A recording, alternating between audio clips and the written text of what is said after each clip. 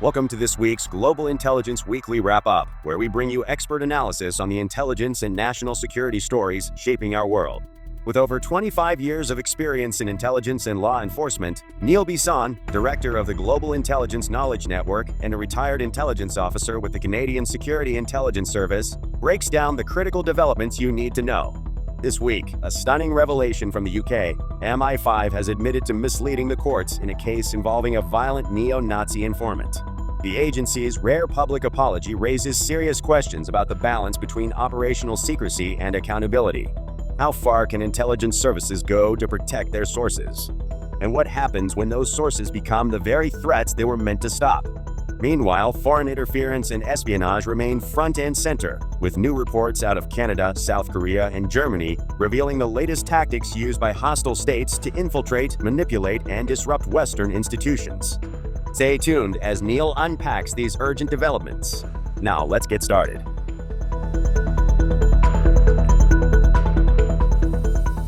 Hello everyone and welcome back to the Global Intelligence Weekly Wrap-Up. I'm your host, Neil Bisson, the director of the Global Intelligence Knowledge Network. Each week I break down the biggest intelligence stories so that you can better understand the world of espionage, foreign interference, and national security. As with every week, there's been a lot of shocking stories from around the world, ranging from allegations of lies made by MI5 regarding a neo-Nazi agent to the naming of Canada's new Fentanyl Czar. There's a lot to cover, so let's get to it. For our first story, we start in the UK, where a senior aide to Prince Andrew is at the center of a legal battle involving an alleged Chinese spy. The case raises serious concerns about foreign interference, the vulnerability of influential figures, and how adversaries leverage relationships to gain credibility and access. A former advisor to Prince Andrew is attempting to block the release of his testimony in a legal case involving Yang Tangbu, a businessman accused by UK authorities of being a Chinese intelligence operative.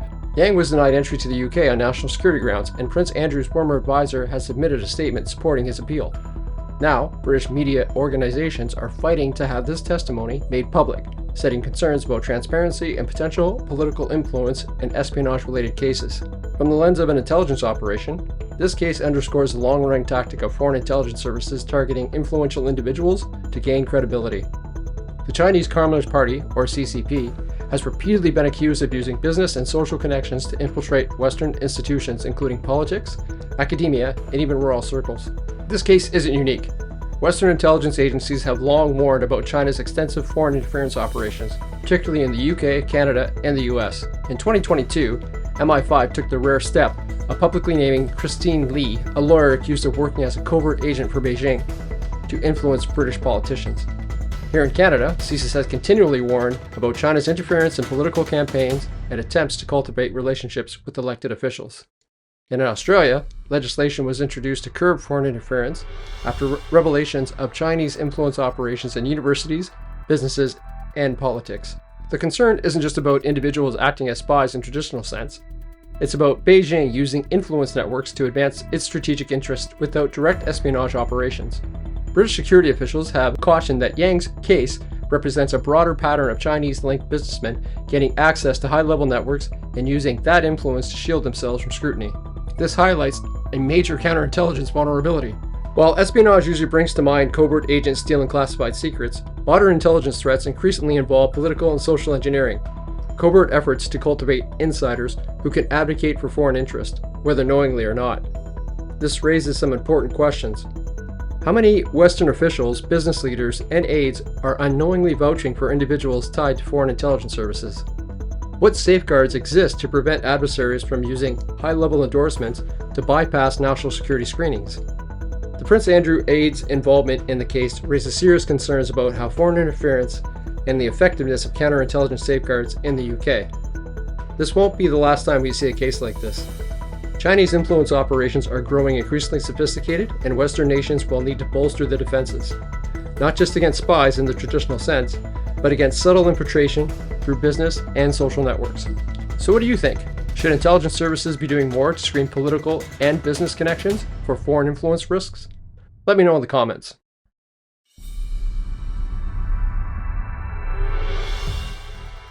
We head to the United States for our next story, which delves into a significant case that underscores the persistent threat of domestic terrorism and the evolving tactics of extremist networks. Brandon Russell, a 29-year-old neo-Nazi leader from Orlando, Florida, was recently convicted for conspiring to attack Maryland's power grid. Russell, co-founder of Autoweapon Division, plotted with Sarah Beth Plandinel to execute sniper attacks on electrical substations aiming to incite chaos in the predominantly black Baltimore. This case highlights the strategic shift among extremist groups towards targeting critical infrastructure to maximize societal disruption. By attacking power grids, these actors aim to cause widespread outages, sow fear, and undermine public trust in governmental institutions. The Autoweapon Division, founded by Russell in 2013, is a neo-Nazi organization that has been linked to multiple murders and bomb plots before dismantling in 2020. Russell's defense of FBI entrapment was rejected by a Maryland jury, leading to a potential 20-year prison sentence. The trial revealed that the Biden administration's crackdown on violent right-wing extremists and heightened Russell's deep involvement with the Terrorgram Collective, a group designated as a foreign terrorist organization. Russell's prior conviction, including possession of explosive materials and neo-Nazi paraphernalia, discovered during an investigation into the roommate's murder. Despite serving time, he continued his extremist activities upon release, exemplifying the challenges and de-radicalizing committed ideologues. Security analysts note that this plot is indicative of a broader trend where domestic extremists focus on critical infrastructure to achieve their ideological goals. This case underscores the importance of robust intelligence operations and community vigilance. The successful infiltration of Russell's network by an FBI informant was pivotal in disrupting the attack, highlighting the efficacy of proactive law enforcement measures. The convictions of Brandon Russell demonstrates the evolving threats posed by domestic extremist groups. As these organizations adapt their tactics, it's imperative for intelligence organizations and the public to remain vigilant.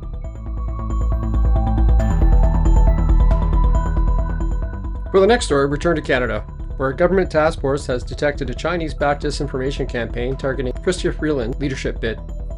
This raises serious concerns about the vulnerability of democratic institutions to foreign interference and how state actors use digital influence operations to manipulate political discourse.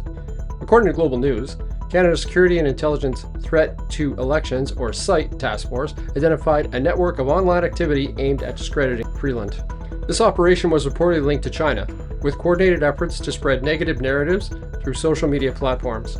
From an intelligence perspective, this is a textbook example of how foreign governments leverage digital tools to reshape political outcomes. Rather than engaging in direct electoral interference, adversaries use social media to push narratives that weaken politicians and are seen as unfriendly to their interests. These campaigns often target diaspora communities, where information channels like WeChat can be difficult for Western intelligence agencies to monitor. This incident is not the first time Canada has faced foreign-influenced operations. As anyone who follows the Global Intelligence Weekly Wrap-Up knows, intelligence agencies have repeatedly warned about China's interference in Western democracies. In 2023, a CSIS report confirmed that China has attempted to manipulate multiple Canadian elections through disinformation campaigns using covert funding. In Australia, similar concerns led to the passage of strict foreign interference laws after revelations of Chinese influence operations in politics, business, and academia. In the United States, intelligence officials have flagged coordinated foreign disinformation efforts in presidential campaigns, particularly through social media. The tactics remain consistent: exploit online platforms, spread misleading narratives, and create divisions to weaken political opponents. The Chinese government has denied involvement, dismissing the allegations as groundless. However, Canadian intelligence officials and cybersecurity experts have long pointed to China's use of disinformation and influence operations to shape political outcomes. This highlights a growing national security challenge. Foreign interference is no longer about spies stealing classified information, it's about manipulating public opinion through digital influence campaigns. These operations are cost-effective, difficult to trace, and highly effective in shaping political narratives. This raises some key questions. How prepared is Canada to counter these influence operations? Should there be a stricter regulation on foreign-controlled platforms that host disinformation? What role should intelligence agencies play in monitoring exposing foreign influence in political campaigns? The targeting of Chrystia Freeland's leadership campaign is the latest in a growing pattern of foreign interference in Western politics. It underscores the need for stronger cybersecurity measures, better public awareness, and coordinated efforts to counter disinformation. This won't be the last time we see foreign actors attempting to manipulate political discourse. The question is whether Canada will take the necessary steps to strengthen its defenses. So what do you think? Should governments take a more aggressive approach to countering foreign interference in elections?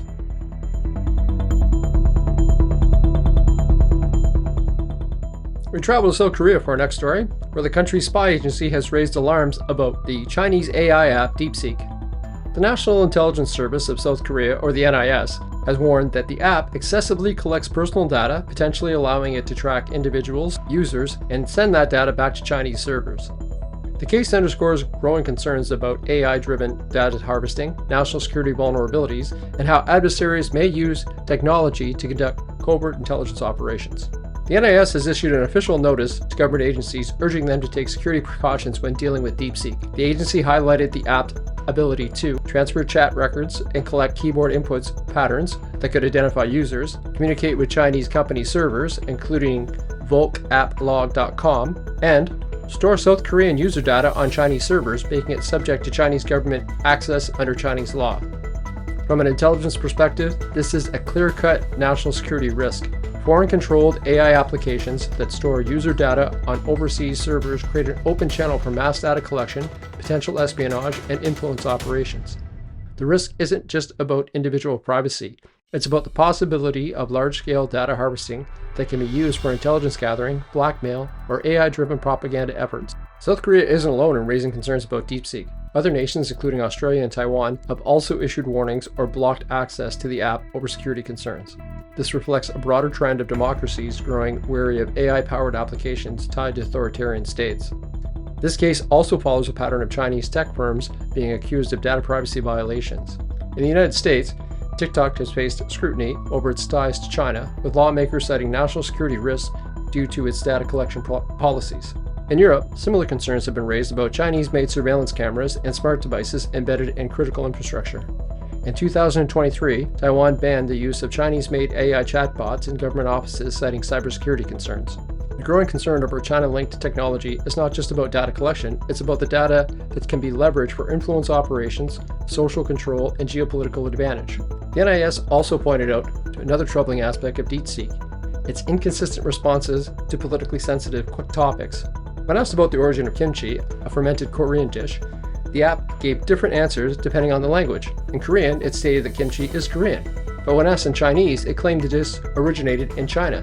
This type of algorithmic bias is not an accident. It aligns with China's broader strategy of using technology to push state-approved narratives while censoring politically sensitive topics. DeepSeek reportedly avoids discussing issues such as the 1989 Tiananmen Square massacre, instead prompting users to talk about something else. From my perspective, this highlights a growing risk in AI-driven influence operations. AI chatbots are no longer just neutral tools. They can be programmed to subtly reinforce nationalistic narratives while suppressing dissenting viewpoints. This raises critical questions. Should democratic nations implement stricter regulations on foreign AI applications? How can intelligence agencies detect and counter AI-driven disinformation campaigns? What safeguards should be in place to ensure that AI remains a neutral tool rather than a propaganda device? The South Korean NIS warning about DeepSeek is a wake-up call for governments worldwide. The intersection of AI, data security, and national intelligence is becoming a major battleground.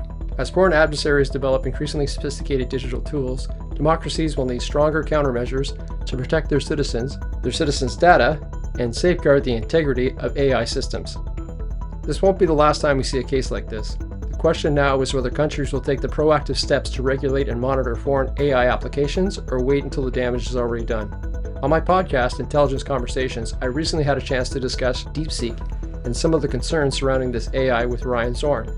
Ryan is a former colleague of mine and head of Cyber A Group, a company on the cutting edge of open source intelligence collection, or OSINT. It was a fascinating discussion, and I'll leave a link to it in the show notes. We return to Canada for our next story, where the federal government has appointed Kevin Rousseau as the country's first ever Fentanyl Czar. Rousseau, a former RCMP deputy commissioner, will be tasked with coordinating national efforts to curb fentanyl smuggling into the United States.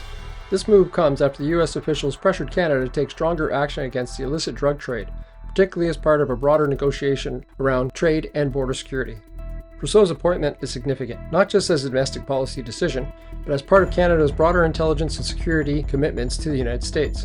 The role of the Fentanyl Czar will focus on strengthening coordination between law enforcement agencies across Canada and the U.S., targeting fentanyl smuggling routes and identifying key players in the illicit supply chain, enhancing intelligence sharing agreements with U.S. agencies such as the DEA and Homeland Security, The fentanyl trade is closely linked to organized crime, transnational smuggling networks, and even foreign actors who exploit drug trafficking as a form of economic and social destabilization.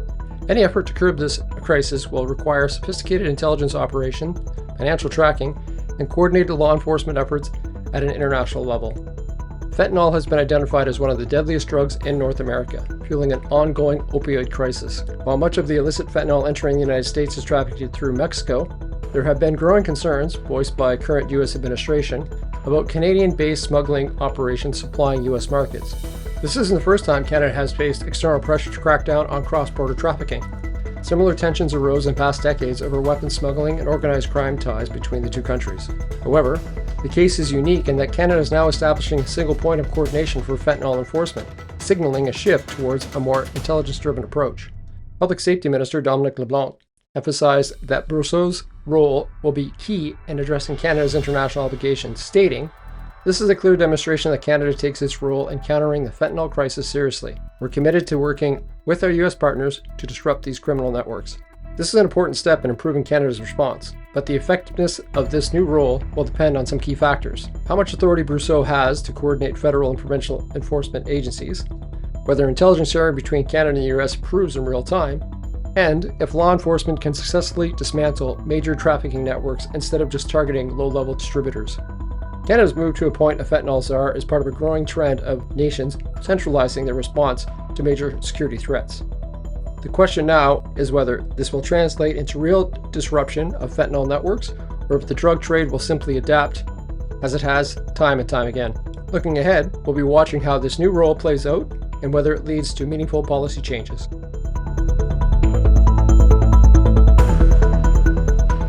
Our next story dives headlong into the shocking news out of the UK. MI5 has admitted to misleading 3 separate courts while defending its handling of a violent neo-Nazi informant known only as Agent X. The BBC uncovered evidence that MI5 falsely claimed it had adhered to its policy of neither confirm nor deny informants' identities, when in fact the agency had disclosed X's status in calls with the journalists. Now, MI5 has issued an unprecedented apology and both internal and external investigations are underway. Let's unpack what happened, why it matters, and the potential fallout for the intelligence community. The case centers around Agent X, an MI5 informant with neo-Nazi ties who was involved in a violent domestic attack, terrorizing his partner with a machete. The BBC originally reported on this case in 2022, but MI5 fought hard to suppress details, even taking the matter to court to prevent the agent from being publicly identified. The most concerning revelation? MI5 provided false testimony in 3 different legal proceedings, first to prevent the BBC from reporting on the case, then in a court case brought by the victim, and again in judicial review.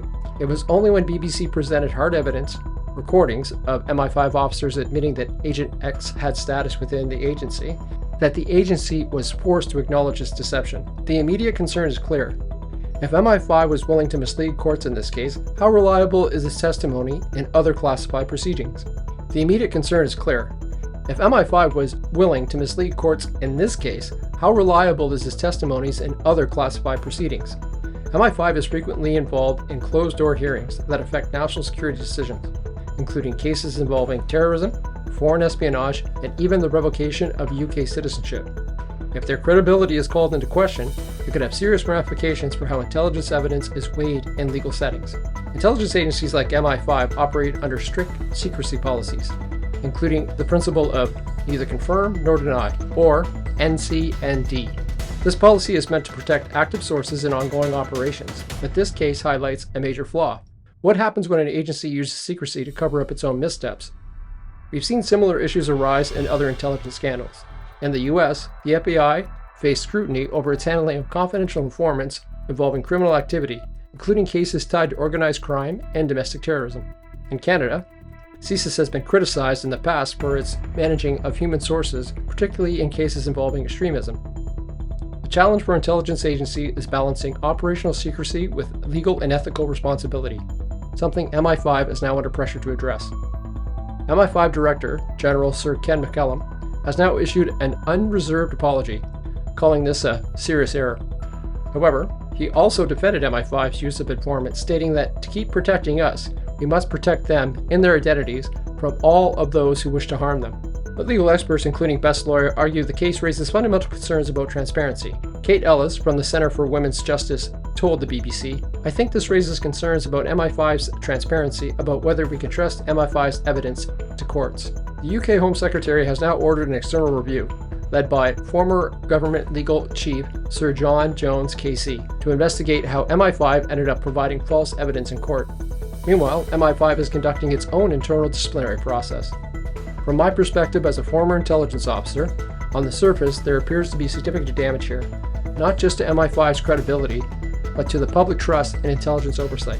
As a human source recruitment officer and manager, I know that dealing with sources who have access to organizations that are violent is always a concern. Similar to police informants, some intelligence sources can come from a sordid past and may be involved in unsavory activity. However, the issue will always be, what is the follow-up from the service's contact and collection of information from this individual? Confidentiality between the intelligence organization and the source is a two-way street.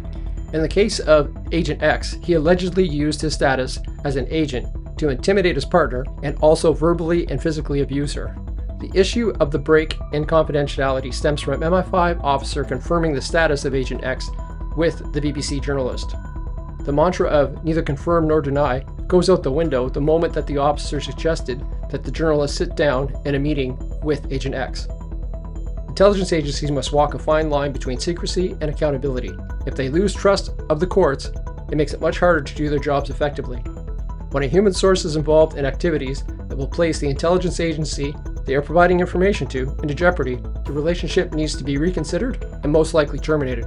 This may seem counterintuitive, but much like this case, the fallout to the reputation of the organization can be devastating. The court systems and the public loss in confidence of a domestic intelligence service who is mandated to protect the country and its citizens is too important to bet on a source who will jeopardize it. The case is a rare look behind the curtain of how intelligence agencies manage their sources and handle legal scrutiny. MI5's false testimony has serious implications, not just for the case of Agent X, but for any future legal proceedings involving intelligence evidence. With external investigations now underway, the big question is, how will MI5 restore confidence in its operations while maintaining the secrecy necessary for national security? This story will continue to unfold, and I'll be keeping a close eye on the developments.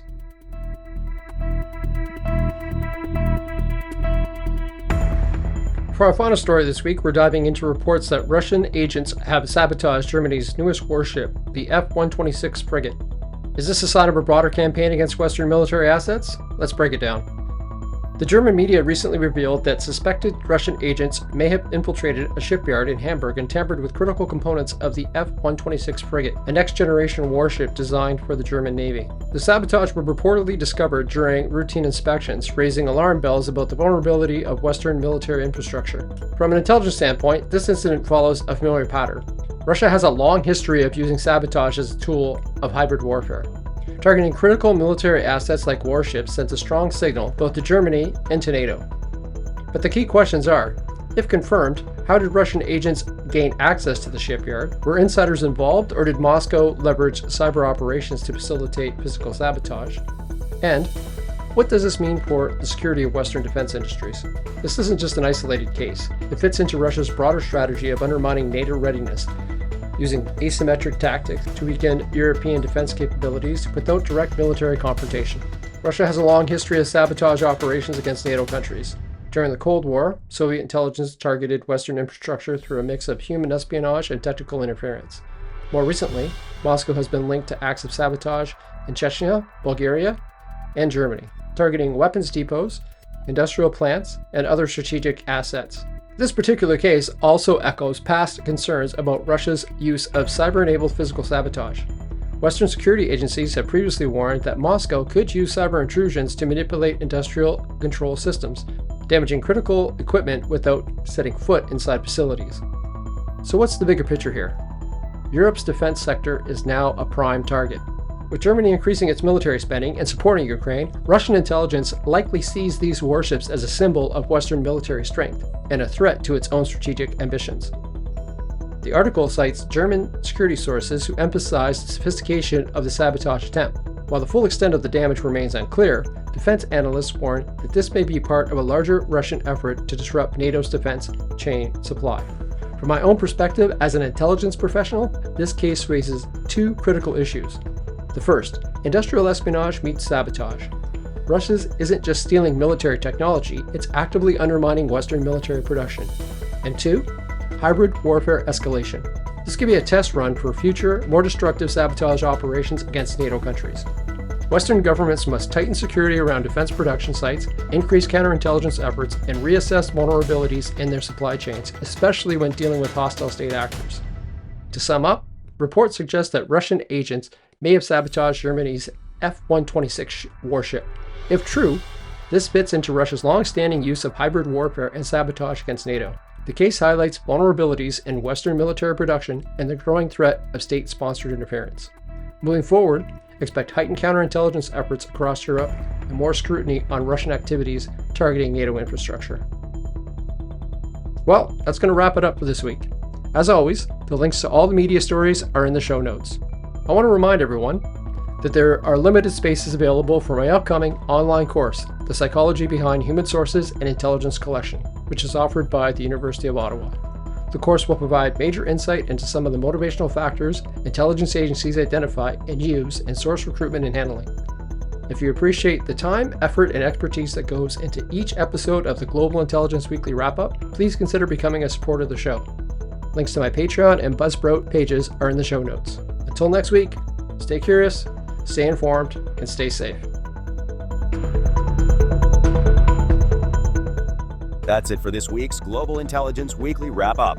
From MI5's shocking courtroom deception and the risks of handling violent intelligence sources to foreign interference, AI-driven espionage, and suspected Russian sabotage, these stories reveal just how complex and high-stakes the intelligence world truly is. Bringing you these in-depth analyses takes time, experience, and a commitment to uncovering the intelligence stories that matter most. If you found the stories in this week's breakdown insightful, consider liking, sharing, or leaving a comment. It helps expand the conversation and grow the podcast's reach. And if you'd like to support the show and keep these intelligence insights coming, you can do so through Patreon or Buzzsprout. Whether it's ongoing support or a one-time contribution, every bit helps. You'll find the links in the show notes. Thank you for listening. And as Neil always says, stay curious, stay informed, and stay safe. See you next week.